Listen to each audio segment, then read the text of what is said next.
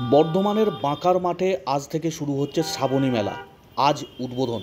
আর উদ্বোধনের আগের দিনই হুড়মুড়িয়ে ভেঙে পড়ল বর্ধমান শহরের অভ্যন্তরে ব্যস্ততম জিটি রোডের ওপরে তৈরি করা বাঁশের অস্থায়ী গেট।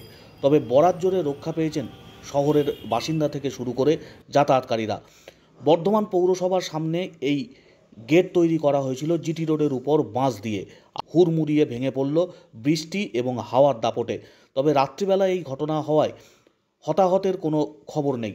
তবে বর্ধমান শহরের ব্যস্ততম এলাকায় জিটি রোডের উপর যেভাবে অস্থায়ী গেট তৈরি করা হয়েছে তাকে ঘিরেই প্রশ্ন তুলেছেন শহরের নাগরিকরা। শুধুমাত্র শ্রাবণী মেলার গেট নয়, বর্ধমান শহরে বিভিন্ন সময় জিটি রোড সহ নানা জায়গায় এই বাঁশের অস্থায়ী গেট তৈরি করা হয়। স্বাভাবিকভাবেই সেইগুলির স্থায়িত্ব এবং সেগুলোর পরিকাঠামোগত দিক খতিয়ে দেখা হয় কিনা তা নিয়ে প্রশ্ন তুলছেন শহরের নাগরিকরাই। প্রতি মুহূর্তেই এই রাস্তার উপর দিয়ে বিভিন্ন যানবাহনে যাতায়াত রয়েছে। শয়ে শয়ে টোটো যেমন যাতায়াত করে, মোটরসাইকেল, এছাড়াও যাত্রী বোঝাই বাসের যাতায়াত রয়েছে।